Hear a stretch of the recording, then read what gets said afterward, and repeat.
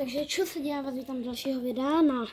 No, tohle jsou triky na koloběžce, které musí každý znát, nebo aspoň umět znát. To je jedno.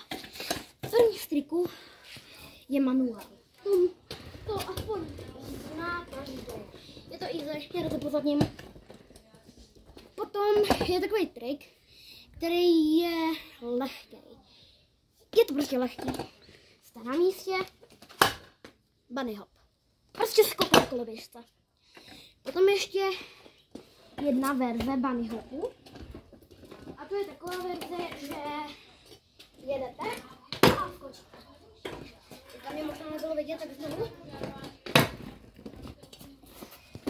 Potom je takovej bunny hop, kde vy skočíte vlastně a takhle dáte pryč nohy. Samozřejmě ten umím tak.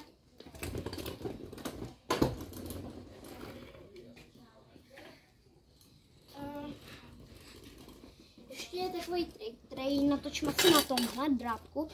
Kameramanko, dolů natoč trochu. Vidíte ten kabel. Tak na tom kabelu bude takový trik, nevím, jestli se mi povede. Budu na zadní a na přední. Je to lehký. Do někoho. Tak jdem na to. Vidíte, pro někoho to je vážně lepší. Teda lehčí. Ale teď moje specialitka.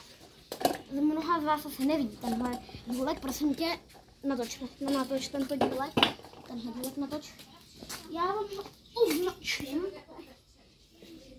Tohle je takový důlek. Tohle rozmezí je takový důlek od aut. A já budu přeskočit. Hlavně dám tu pryč flašku. Tak, můžem? Tak jdem na to. Vlastně ani na to rozjezd nepotřebuju, ale ukážu vám to rozjezdem. Takový mám na to rozjezd, na to je úplně zbytečný. A teď, tady zrovna není moc velký rozjezd, tak to dáme třeba odsad, co myslíte? No, že dáme.